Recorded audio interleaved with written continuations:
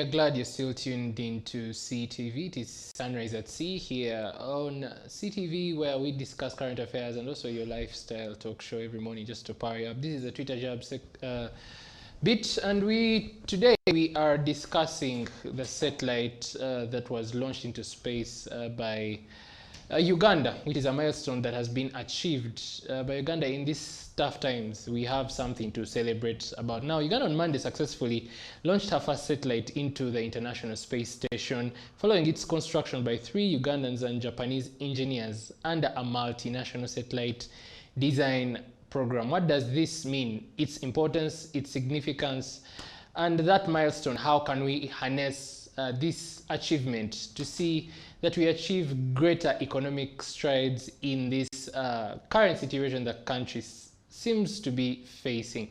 Well, I'm Heston Munanura, and in the studio this very morning I'm having Dr. Rogers Barigayomwe, who is a political economist, who is also an IT guru as well, and also he is the chairman of the Labour Party. The first time I'm hearing that we have the Labour Party here in Uganda, but he'll be highlighting more about that when we get into the discussion. Well, Dr. Rogers Barigayomwe, you're welcome to SEETV. Pleasure, Mr. Munanura. Yes. Good morning, viewers. It's nice having us here and discussing the advancement of Uganda's technology. Yeah, but before we get into this Labour Party, when did it, because it triggered me a little bit that we even have the Labour Party here in Uganda. I mean, how did it start? How did it, because we would need maybe subscribers to that party. Yeah, by Daudi Sekuma in 1944. It is Uganda's oldest party, the Labour Party. I have all the documentation, Mr. Munanura. I will show it to you. Because that time he was advocating for the independence of the whole East Africa. Himself, he was saying East Africa, and others, they were saying East Africa should be independent at the same time. So the colonial masters, you know how politicians will suffer, got him, jailed him, put him in prison, and that's when these other parties like democratic parties came and started masquerading as Uganda's oldest party. But it is a Labour Party. It has a legible number, and all the documentation is available. Oh, but that will be a topic for another day.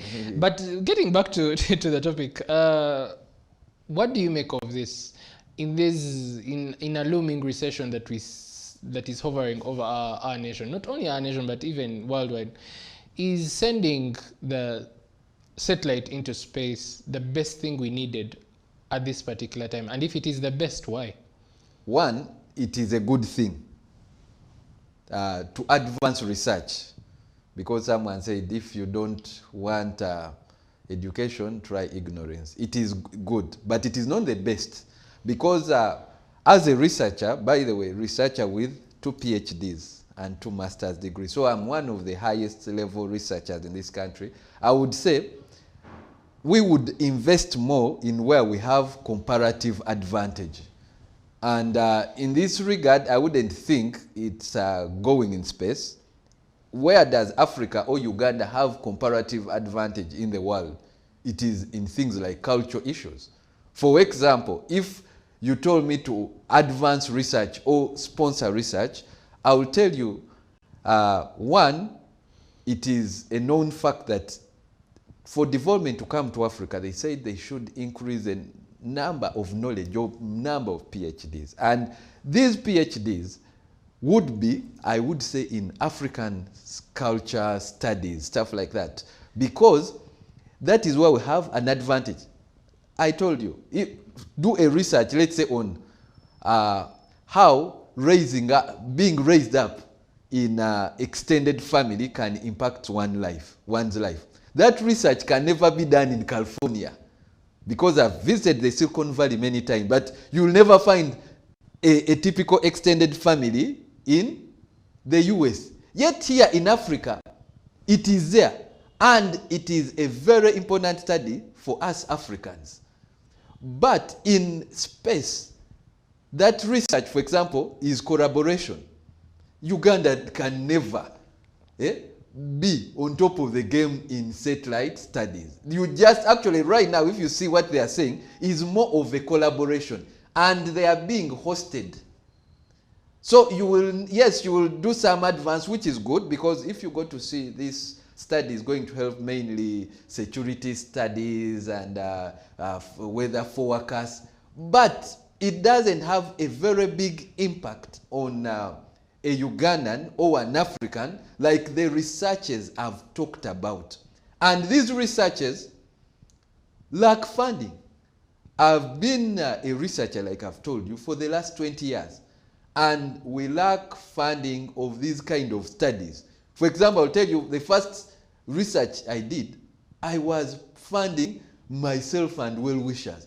The second, I was funded by the South African government.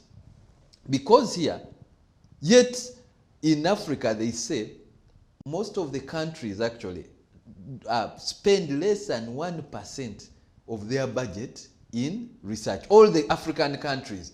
The highest is South Africa, because it has a mind where the whites left the mind of research is.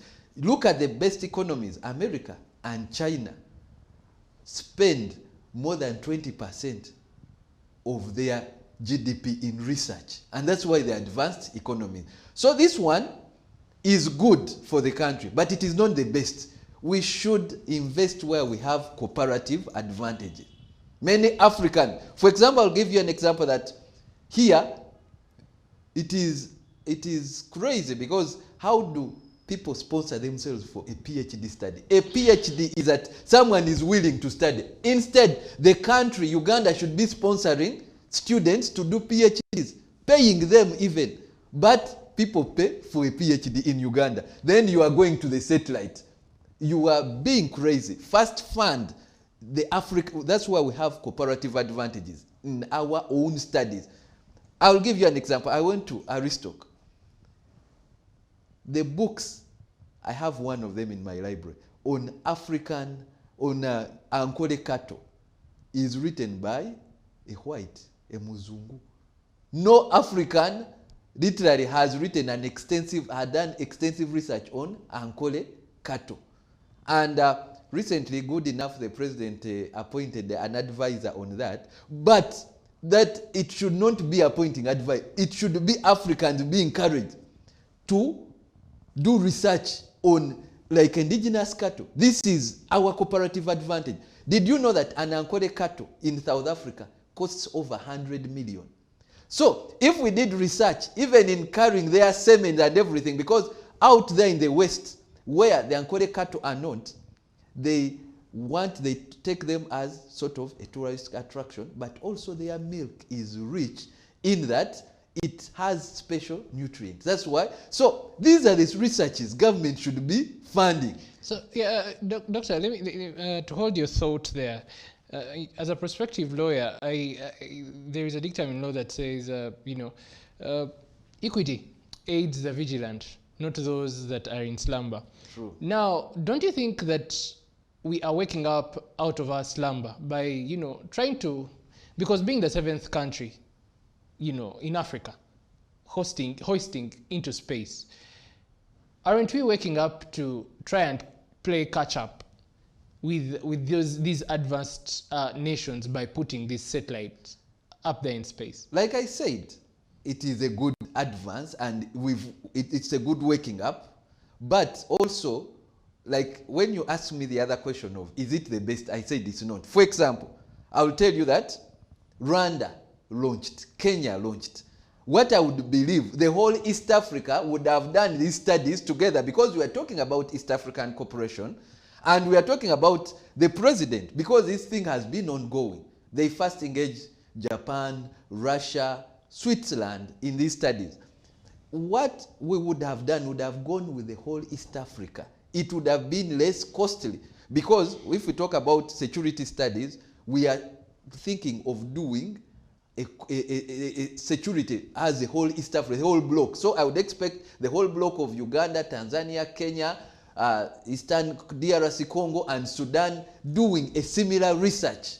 And it would be more sophisticated and That's why I talked about cooperative advantage. First of all, it will be cheaper.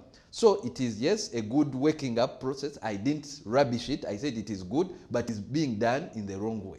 And what is that wrong way? Do you think they would have, for instance, put more efforts in boosting domestic economy in terms of agro-industry, tourism, where we see we have bigger advantages than launching into space? Yes, I'm saying, given that if we are starting with research, we should start with the research. You talked about the economy, which enhances, which transforms economy even of the poorest man. But if we are also going, because it isn't good to be left behind, if we are launching into space, then let us collectively do it as an East African bloc. Instead of Rwanda going alone, Kenya going alone, Uganda, there you will not have an advantage over Americans, over Russians who have done it for over 2 decades, or I would say 10 decades. So where do you have the comparative advantage? That's why I told you, this money they are putting in this research, very many, I've told you, people are still, just the amount I looked at, the equivalent could sponsor over 200 PhDs on African studies, I've told you. And this would have a more direct impact on the economies of the average person. But in space, Uganda, I will tell you, till God comes back, we will not be the most advanced, technologically advanced country. But I will tell you that... Are you being a little bit of a cynic? Because... No, I'll give you an example that, like I gave you that in cultural issues. These Americans have lost their cultures. And there we have an advantage. When they come here, they also get amazed by how we can have these cultures, how these cultures can impact our personalities and our morals, and we are better people. These guys are very lonely people. They want us, what we have, but first we are losing it very fast. So the studies, the research studies here in Africa should be more into preserving what we have. Not because we can never beat them at their game, I will tell you that. But yet we have to conserve that which we have. In your opinion, do you think Ugandans understand this whole satellite mambo jumbo? Especially, I mean, this could be a millennial for us. Maybe you must have lived longer than I am. But isn't this now for the millennials who are so tech savvy that even if it's my age mate down in the village in Mwenge will understand these complexities of how that has a trickle-down effect to their day-to-day living, for instance? They will not understand it and they will not appreciate it.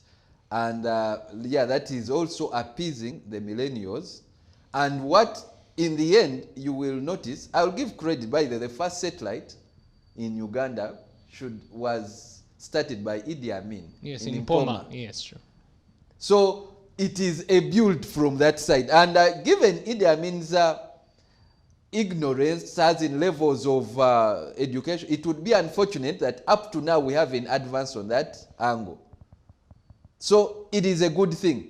And also for the science of the country and everything. But like I've told you, how it is being done is the wrong way.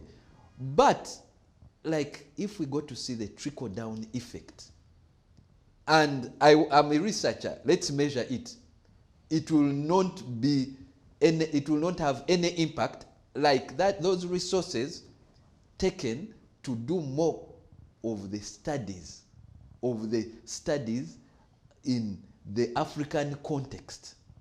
The trickle-down effect will not. It's just like it's going to be like Uganda is one of the countries doing space studies. And these, if you go to see the concept, it's like these advanced countries are just trying to attract the other people, other countries. And they're doing everything almost for them. These people are not doing so much of the science. It is being, even the hosting, because if you know the life, they are saying it's going to be about 6 to 5 years. So that is a limited life to pleasure yourself in that you're doing research. So after 5 years, you remember these guys are hosting you anytime you're captive of their technology. This technology, even if it is yours, they understand it more, and in any case, they will teach you, they will continuously teach you how to monitor. So however much they are saying it is, we are buying information, right now, as we buy that information, they will be monitoring our very information. So meaning they could use the very satellite against us? True. And we have no power over that. They will have that information we have in our satellite. They will have access to it because they are continuing to. So it is not that it has made us independent. Our information is still, no.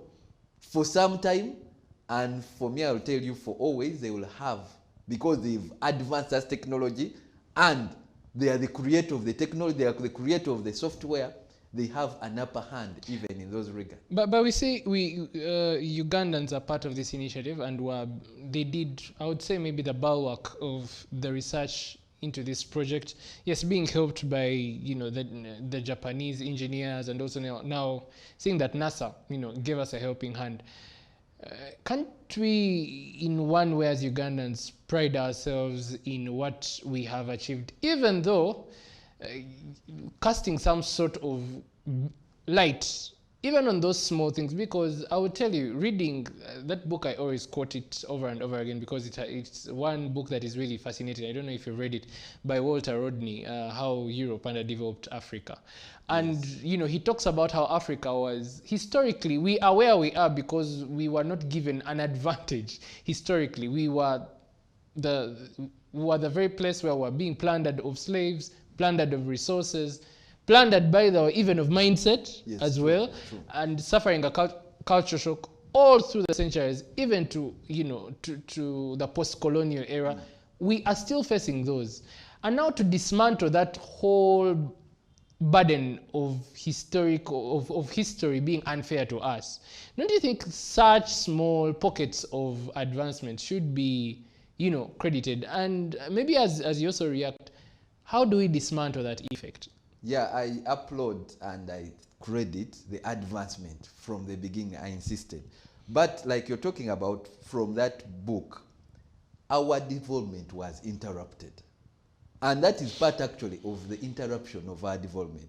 Because for me, I want to study about taking you back, our tradition, our grandparents. Because they would have also reached this level if we are not interrupted. If our studying, you see, like this syllabus they gave us for the last 50 years in independence, we are just revising it to concentrate on knowing ourselves better. So this thing of the satellite is part of the disruption of many Africans, many Ugandans here in Kampala here don't know even their roots. Now, before you know your root, you're being disrupted. Obama was elected as a president of America because he knew his Kenyan roots. And they rejected other blacks who had been slaves, who didn't know their roots. These whites are very clever people. They can never trust you if you don't know your roots. So now that's why I'm insisting that even this thing of take money to the satellite is a part of disruption. Let us first focus on what you said, knowing, taking us back and say this is how our grandparents took technology. Let's take it slow.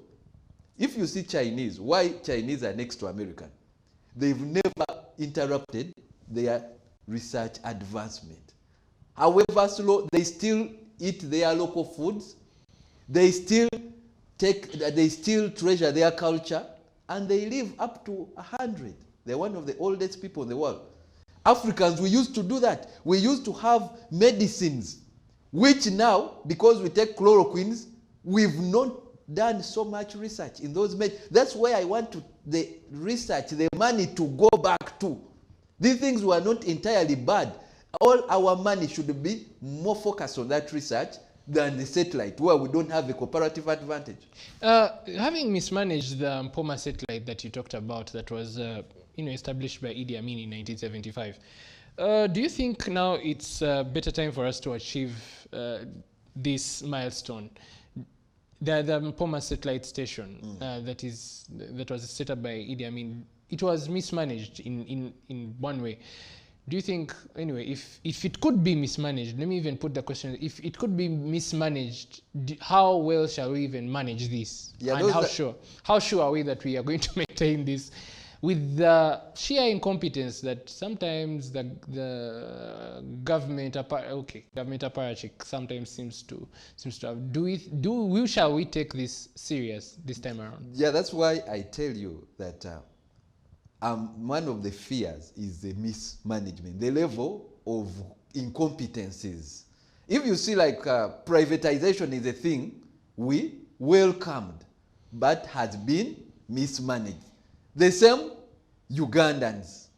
So this project run by Ugandans who, if we don't work on those ethics, I'm telling you, Ubuntu were ethics we quote from our grandparents. They had that culture where I'm saying, let's do research in finding out how did these Africans used to live with Ubuntu, and they share the little resources together without plundering them.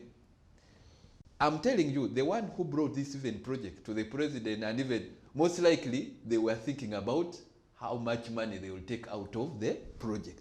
It takes away the other culture of Africanism, Ubuntuism.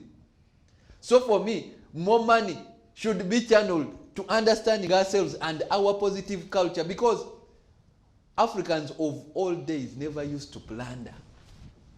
But right now, I saw a big government official who hasn't stayed long in office, giving a gift, plundering. This used not to be an African culture. It is a culture we see in movies, in the California. No, gifting in specific ways. What we are saying is these researches are good, but they will be mismanaged, like you're saying, because of the same systems. Let us invest more research in empowering the African kind of traditional system, which was not necessarily about plundering the nation. But in this recent era and age, most, especially people, the youths of this time, because the biggest percentage of our country, the youth demographics are really quite high. Yeah, true. From what you're trying to, our grandparents and trying to trace our roots. And look around with the whole proliferation of social media, the tech industry, the information out there. I mean, people listen to you, especially, they'll say, man, I think Dr. Rogers is trying to take us back into those archaic, and they really want to embrace what they see is what you can call modern and what you call in vogue. It's in vogue, and what Americans say, the woke culture. So, don't you think you are writing on water when you say, if we are to advance, we need to get back to those cultural values, which in one way or the other are being eroded because everyone is so attracted to these new tech savvy projects, new cultural advances and evolutions, which seem to be taking almost every, from the toddler stage up to when they get to university. Right, Mr. Munandwa. That's why I said I credit partly. I was one of the first Ugandans to research in electronic government. Actually, and even most of the professors say this is not there. I say no, that's where we are going, electronically. I researched 10 years ago on e-government, when people didn't know it was there until they were affected by COVID that they understood. So I understand that we have to be at par with the world. You get it? But when you are moving at par with the world, you don't lose what makes you an African. You don't lose your identity. You are not mu Luganda they call it these days that batuvuga ku speed. Do you get it? Tojja kumvuga ku speed that I lose what is my identity. So these things of moving satellite and everything is like tukuvuga ku speed, that we will lose our identity, and very soon everything of ours will be in a cemetery, and you Munanura, you'll have nothing to know about your great-grandfather and their values and the fact that they also contributed to research in their own way. What I would want is to also advance the research we had in our African setting and use my IT, my advancement to say, you people, the whites, there is something which was always good about the African. And there is something you are missing about this African culture. These whites die because of depression, many of them. It is very hard for an African to die of depression when you have an uncle in one setting, an auntie. In my own family where I come from, we have from great-grandfather to grandson. We live sometimes under the same roof or in the same neighborhood. This thing the whites also admire it. So for me, that's where I'm saying part of our research. As we also move a step with them, we should. Because the world, how it is, before even you write this satellite of yours, which you call Uganda, there are many Ugandans who are involved in NASA. Many of our own Africans are doing, actually they are at the top of those NASA technologies. So you don't need to first call it, it is for Uganda. For it, our people are always there. But what I'm saying, the little resources we have back home here, let us advance. Let us sponsor. Like I've told you, just sponsoring PhDs. People who are studying. Yeah? I like what the president has said, enhancing scientists. But they are doing it also the wrong way. They should enhance science. They should enhance innovation. Or at even the local level, not at satellite level. Such that if, Mr. Mnanula, you invent something, patent it as a lawyer and earn from it here in Uganda. When you go to space, you're not going to, the space patent, you can never get it. Those NASA guys got all those patents. But there are some things we can produce here, patent obushera. Why do you patent Coke? That's why I'm saying, why can't we get this bushera or butok and you make it a good product and patent it? Research can do that. Then when you go to the NASA, there is nothing you will patent and there is nothing which you will credit to yourself in future. Well, maybe let's get back to the politics of this. As a politician, you've noticed that the president in recent times has been, just as you said, talking about, science, innovation, to the extent that during the time of COVID-19 at its peak, he was like, Ugandans cannot just sit and die like maggots, I would quote him, while waiting for Europeans to create solutions. That we are waiting for a European vaccine. I think he said that at the launch of some therapeutic concoction that had been made by Ugandans to try and combat COVID-19. But he missed this launch. I would expect him to be, at the height of its. What does it dilute its significance? He's not being there to witness this. In one way, I think sent shockwaves that the person peddling this science talk is not there at this happy hour.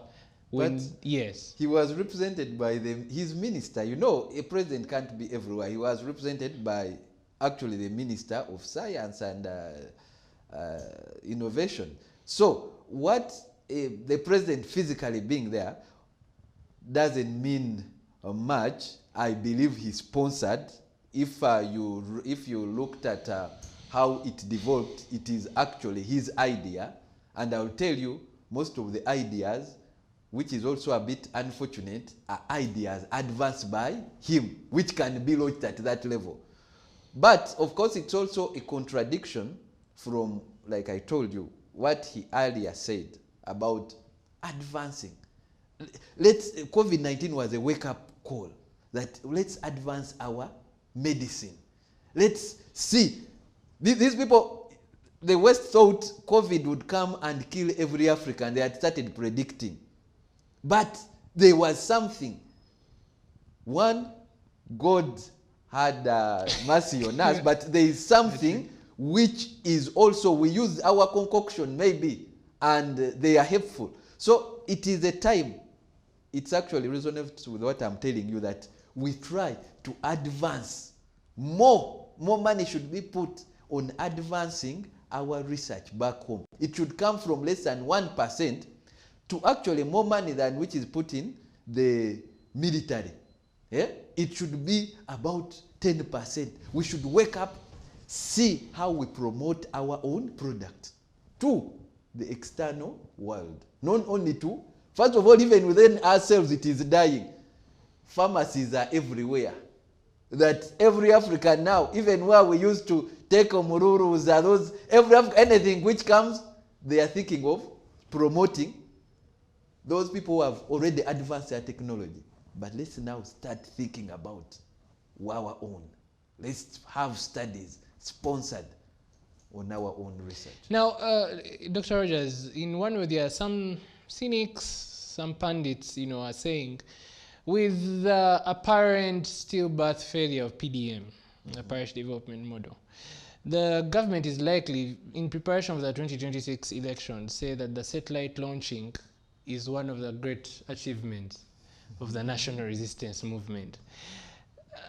And it's funny in a way that the way they would twist the thing, where are their, do you think, yes, okay, they would score the political points, but do you think this is just more of going to cover up for those aberrant failures that some of these internet programs like PDM have failed, and we see now when we get to space, now that is going to be the line to which the current government is going to be seeking re-election come the next election in 2020, if we are alive. Yeah, now I think that is a good plan. Like you say, politically they are looking at the millennials to tell them, you people, you see we are going to space.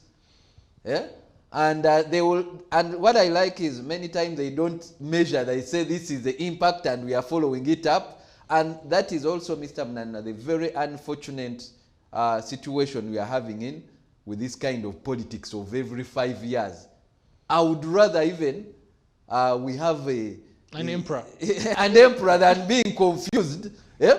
Let the emperor, or these people of the ruling government, give the emperor uninterrupted 10 or 20 years and we see more meaningful things. And be at my level of scholarship being twisted that in 5 years, look, we've gone to space, then we've done this. It is just to try to appease some youth who are saying, hey, they are seeing things in California, so they want to say, hey, Uganda, we are moving towards it.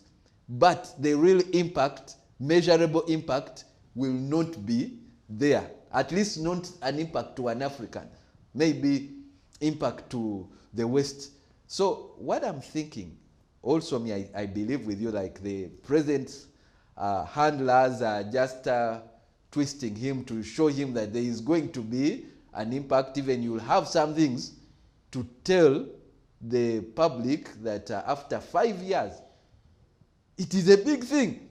Going to space, we are trying to do this. And even they will actually try not to cover up. That's why I told you this country is moving sometimes reverse, that they are trying to make sure as if history started in 1986. I've told you, Idi Amin built this satellite with even less resources.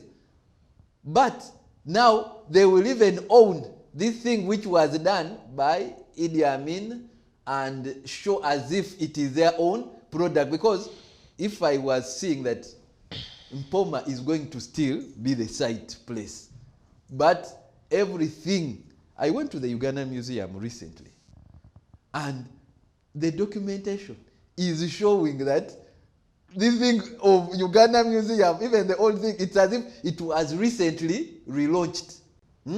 You see there is some of that rewriting history here. You get? Yeah?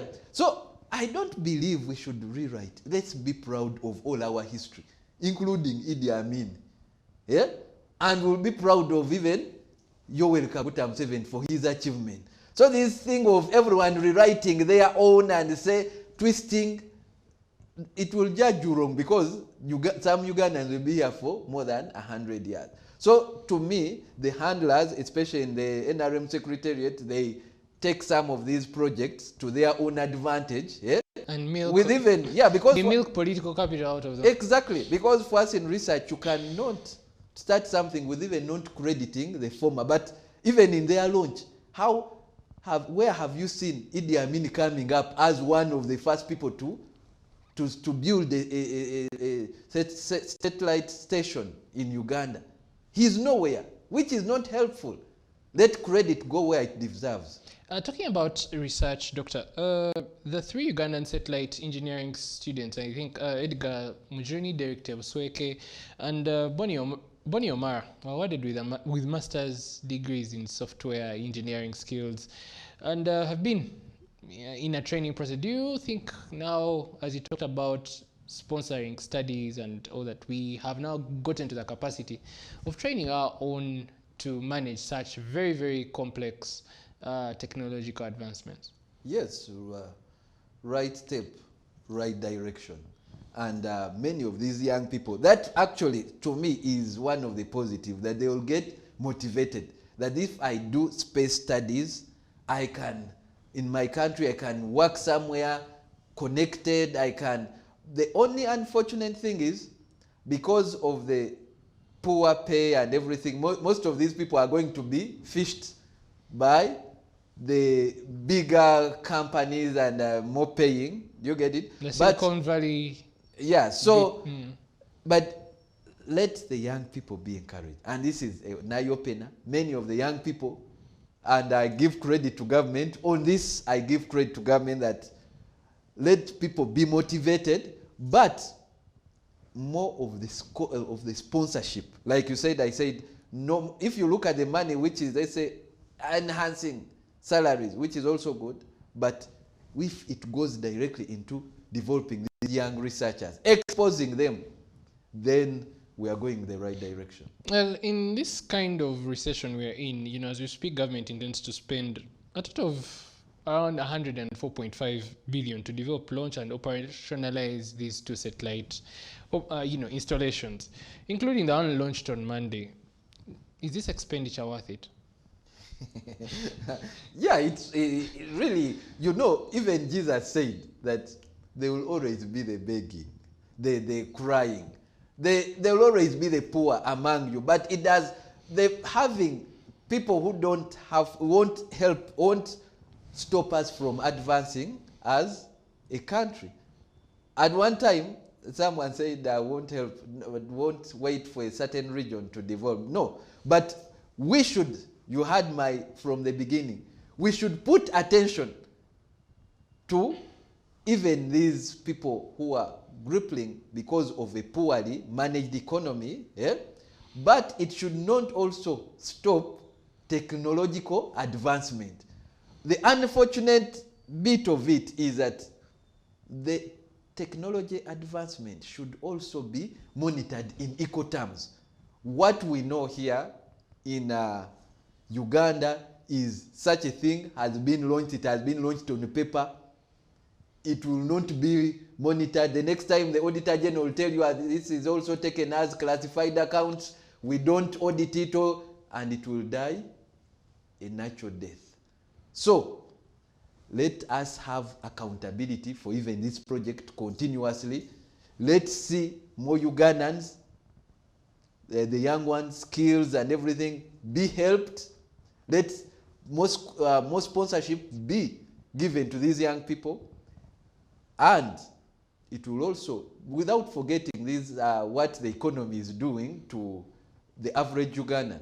So I wouldn't say that we shouldn't advance technologically because there are people who don't have a meal. That is also a responsibility of government, but it should not stop research advancement. The only unfortunate thing is sometimes the research advancement is because of how the system is flowing, is people who are selfishly doing it. Some person could be getting 10% out of this project. That is the unfortunate thing with all Ugandan projects. But it would be a good project, but someone is getting a kill out of it, not necessarily that we profit as a country.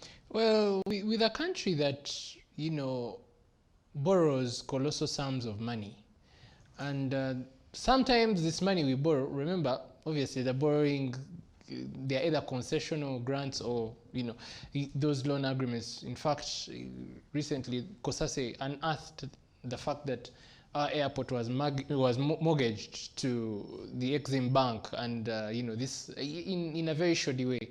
If we can have money borrowed and it is not utilized, and it even remains on the accounts, but we keep paying interest, and it is not going into any projects. All these projects they have been projected, but they are not operational. What makes us so sure that we have the capacity now to imbibe the benefits of launching into space? Are we yet ready to harness the benefits that come if we can borrow money, basic level, and it stays on these accounts, and we cannot even utilize it? How are we so sure that we are going to reap and milk all the benefits of this satellite project? Yeah, first of all, borrowing is not bad. Economics supports it. And I think the biggest economy is also the biggest borrower. United States, they have also debt. But also saying that when we borrow, we have to use it as fast as possible is also not good economics. That when you have borrowed money, you should even power it even if the project is shoddy. No.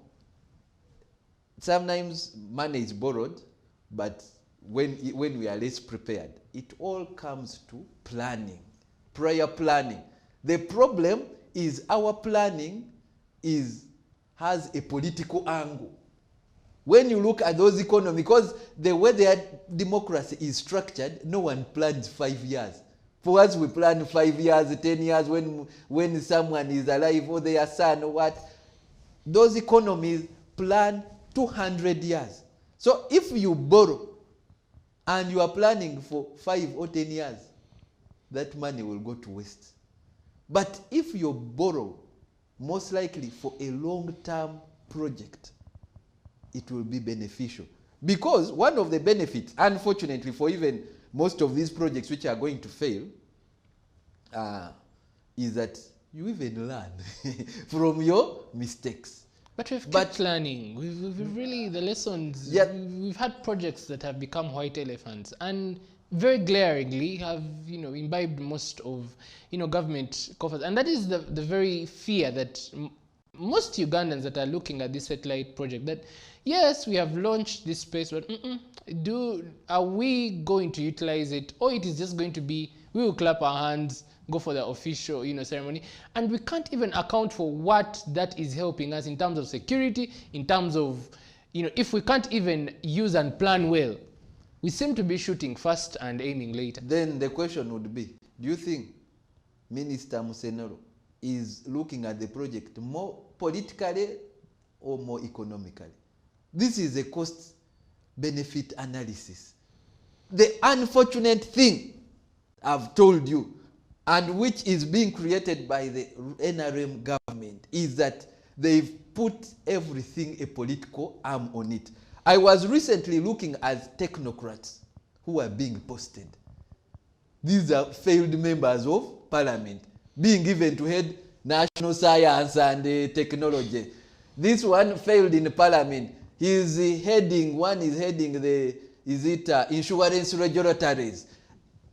So long as you look at political arm more than the economic benefit, then you're going to get such results. So right now, if we don't address the politics in what we call the constitutional review process, and we give it the magnitude, like the president said that, hey, Uganda is the most voting country in the whole world. What has voting helped us? So we should somehow separate the politics from the economics and from the technocrats. the way Uganda structure is still, the way it is structured, we are bound to fail because everything is being looked at with a political angle, not with an economic angle of not where we are going, not where our grandchildren are going. I was in California. People who built those streets, I counted 500 years ago, left space for these scooters which are being produced now in this recent decade. They could envision, and they say this space at one time will be used by. So if we lack planning, we cannot go ahead as a country. We are just going to do political games only. But I believe as a political economist, in one way, okay, diving this into the political economic debate, you cannot divorce the politics from the economics. In what they seem to be mutually inclusive elements, that one is a twin of the other. And if one fails, the other will fail also. You fail at the politics, the economics will suffer. When the economics suffer, the politics also suffers. Yeah, true. That's it's absolutely right what you're saying. But now that's why I'm saying you design the politics not to hurt the economics. Like, for example, I've said with studying the kind of Ugandan politics, one, you would rather extend the terms. Yeah? Because 5 are few. We've just come from an election.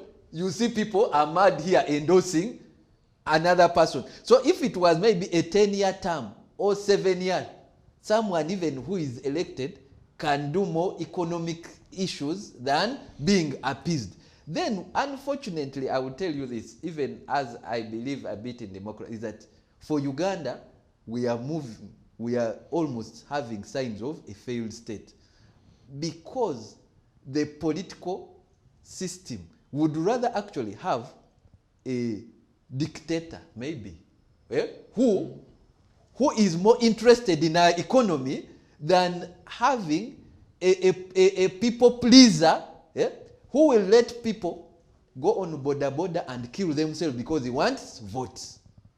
These kind of politicians we are having are more of people pleaser. They are populists. They are exactly populists, and they hurt the economy more, and they hurt people's lives more. So we have to revisit the structure of our politics. We have to revisit our constitution. We are giving so much powers to the presidency, first of all, to politicians. If you look at a constitution like of Switzerland, a president is just an ordinary, they are ordinary citizens. They are not given so much power. And attention. Attention. I was looking at a clip yesterday of I think Malawi or Zimbabwe. I think it was a Attorney General who was like, if you come to public office, be sure to be audited, scrutiny. Right now in Uganda, people come to public office and they don't want to have scrutiny over them. If you come to a public office, whether you're president, whether you're minister, whether you're MP, we have to scrutinize you from family to every income of yours you've ever earned. Just let every public officer know it that way. You are not going to be a speaker in one term, then you are gifting your boyfriend a Range Rover of 500 million. We are not going to allow that as a country. Let's have some ethical values for public money. If you are using your own money, do it. But if you're using public money, behave in that manner. I wouldn't want to really go into that discussion. I really see you're getting passionate about that. No, yes, but public resources have to be for the public. And once you're a public officer, I will tell you, Ramaphosa is one of the richest Africa, actually richest South African.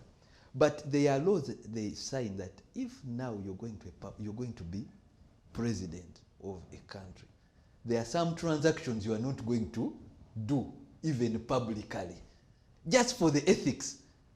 And here in Uganda, because that same act could be done even privately. Here in Uganda, it is done even so that the public sees. That is what is crazy with Ugandan politicians. Because that person could have bought those gifts for their husband or boyfriend but they make sure that even the public sees that I've bought this car using your money. You know, Doctor, let's get back back to that. Would invite you for that. No, but I was giving an example. Yes, exactly. Yeah, Yes. Out of your question, it yes, was not out of context. Yes. Don't you think now is the perfect time for Uganda to embark on a sensitization campaign to interest Ugandans in such complex technologies? And maybe you could, for purposes of time, also entire it with, as a country, we embarked on manufacturing electric cars, but it hasn't paid off. It caused some bit of dust, especially within the media space, and some bit of glossy glee and glamour glossy projections for our economy, but we just don't see it paying off. Are we rushing these scientific invasions? Sensitization, I believe so. We are not rushing. It's just that sometimes the public does not agree that it is necessary. When I was defending my concept of that I'm going to research about electronic government, how it should be used in the public sector, 20 professors disagreed with me. And they did not see Uganda having electronic government. It is only 7 years later or 2 years ago when COVID hit and all public universities in Uganda shut down. The one which came up, UCU, out of ignorance, they stopped them from doing exams. This is ignorance. My research was already on the table. I had benchmarked universities in South Africa, which did not stop because they were prepared. So I won't say we are moving fast. Actually, we are slow. But sensitization. We need to sensitize, especially the old generation. They don't understand this kind of technologies and everything. The research, we should sensitize people that actually these things are needed. But what I believe, we should motivate innovation from the grassroots. Here, we are motivating it at the highest level. From, like, for example, what I told you about enhancing science teachers. Not that one, they just stopped it. But some of the people who are enhanced and they've started picking their salaries don't have labs in their secondary school. From the grassroots, my daughter, who is in an international school, showed me an experiment which at my level of PhD, even all universities, I had not seen it. But this is at a 7-year-old.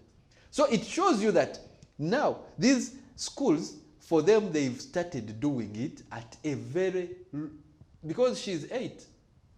So instead of this money all going to the teachers, these experiments, they should be labs in even our villages. President Museveni studied in a local school. That's where he came to be. So we tap it to the lowest unit and we have experimental labs. In Japan people were the people mentoring these people on the satellite. These the people who do these toy cars, and these are young children doing the experiment at a lower level, at a younger level. So we should tap science from the lowest level of education.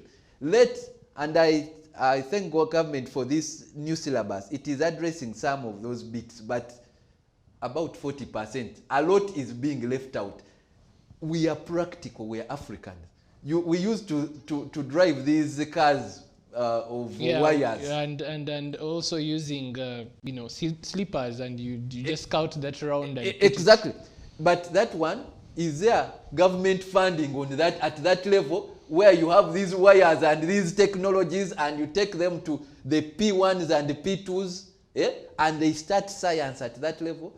That's when I would say money is finding its value. Because you are now because one of my research findings, remember I told you I studied on technological adoption, is technology is adopted at an early stage. at an early age. Not when someone is 40, when someone is 50. And there is also some cosmopolitanism in technology. Yeah?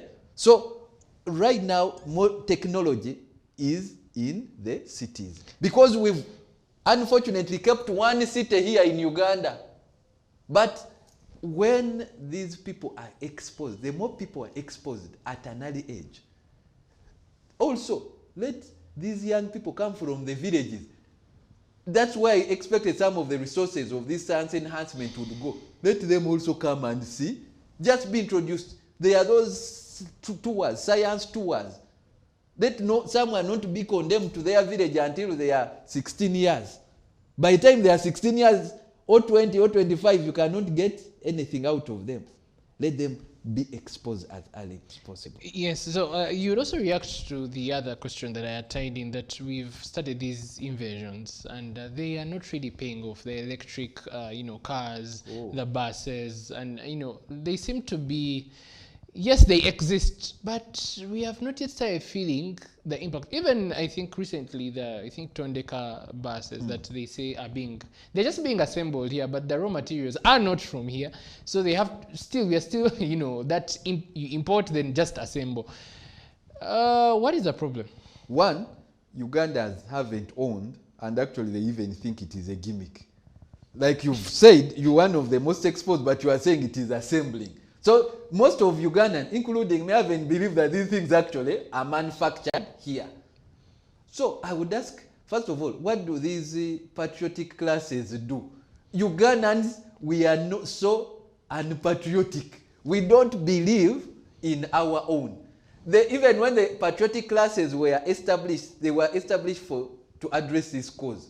People ended up eating their money and nothing came up.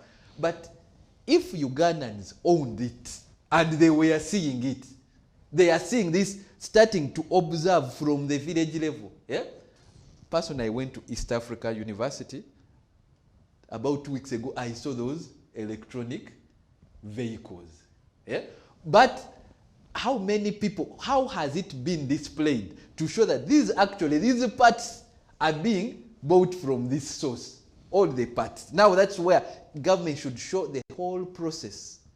Otherwise, people think it is someone's deal. Like we've lost hope and value in both our systems and our government. That when it comes, even you think, this one was, they just put one item and now they are calling it an electric car. But this is science being done from a university. So it is sensitization which is lacking. It could be that actually, and it should be that some of these products were produced this way. Yeah? And also owning up, if now such a product, buy Uganda, build Uganda, is now produced, you have to protect it. There is what they call protectionism. That's what China does, what other countries do. How have you protected your product? You cannot say you bring it, you produced it, then it is a product like others. They should be. Now for me, for example, I would say, if it is our boda which is electrical, it is only our electrical boda which will come in the city center, because we don't need all boda. Eh? Some people will run for the Ugandan boda. But Sembule did it. He was not protected. These products, some are Ugandan. We should not lose hope in our product, but we are not protected. Sembule was left to compete like other people, and then he lost capital, and even government could not take up the project. Yeah. So there is no protectionism. So one, we are not patriotic enough to own up our project. Then also that is on us as citizens. Then government is also not protecting its product. How do you give us just, hey, it was an electric train by Uganda or electric boda by Uganda? How are you charging it tax? We would see that product cheap. For example, that boda now would be costing about, because no tax and everything, could be costing about $1.5 million. $1 million. Mitwaro chinana. And the Uganda now would have it. A simple guy say, hey, baby, even if you see mine is 8, but how can it be Ugandan product and it's more expensive than even there?